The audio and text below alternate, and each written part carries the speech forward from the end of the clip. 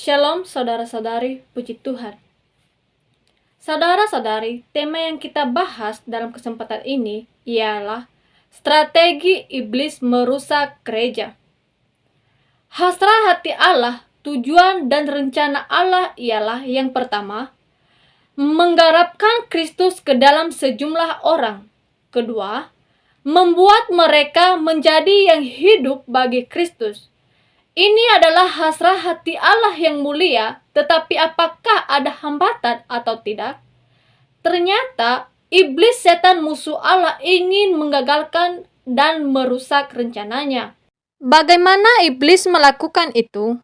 Ada 3 kategori yang dilakukan oleh iblis. Yang pertama, iblis ingin menggantikan Kristus dengan yang lain atau penggantian Kristus.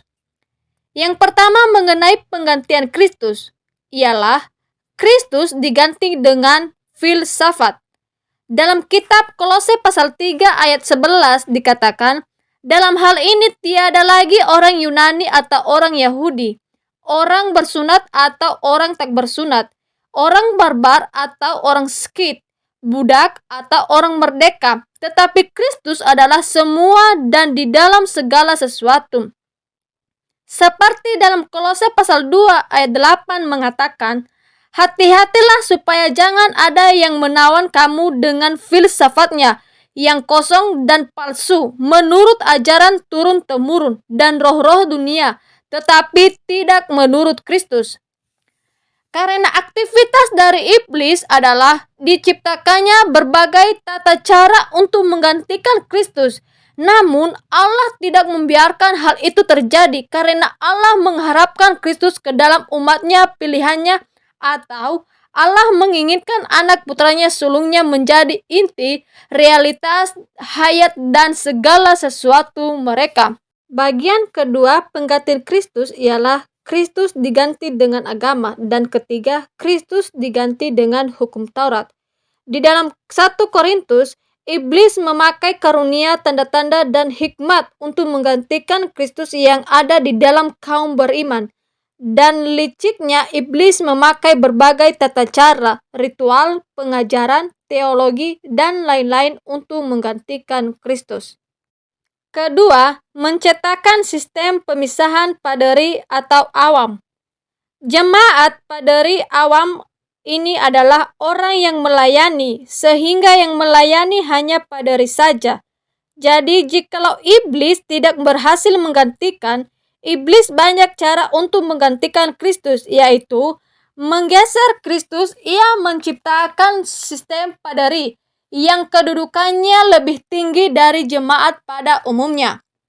Kaum paderi ini kaum yang punya wewenang hak pelayanan terhadap Allah. Dia membunuh seluruh fungsi anggota tubuh.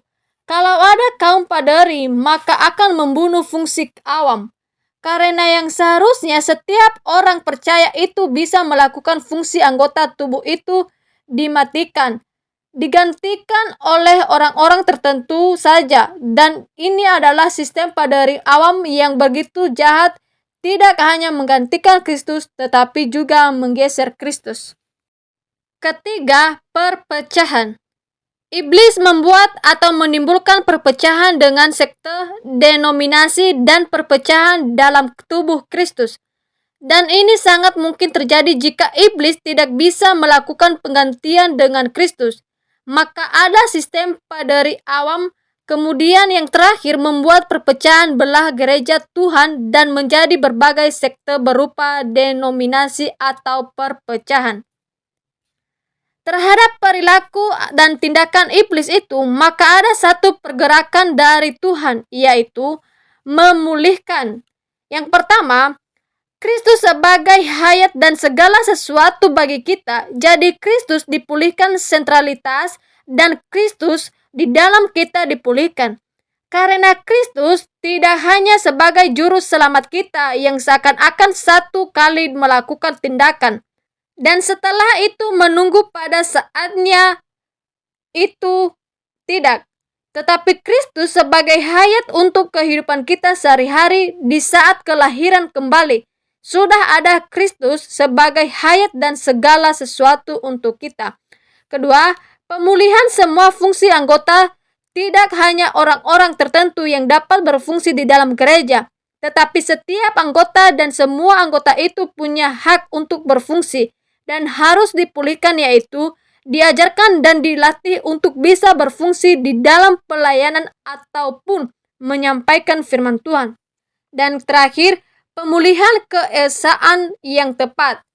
Ini merupakan perpecahan dan perlu dilakukan pemulihan karena tubuh Kristus tidak bisa dibagi-bagi ataupun dipecah-pecahkan, melainkan harus esa. Dan ini merupakan keesaan yang tepat, bukan keesaan semu yang berpura-pura, melainkan benar-benar ada satu keesaan. Dan ini adalah pergerakan Tuhan.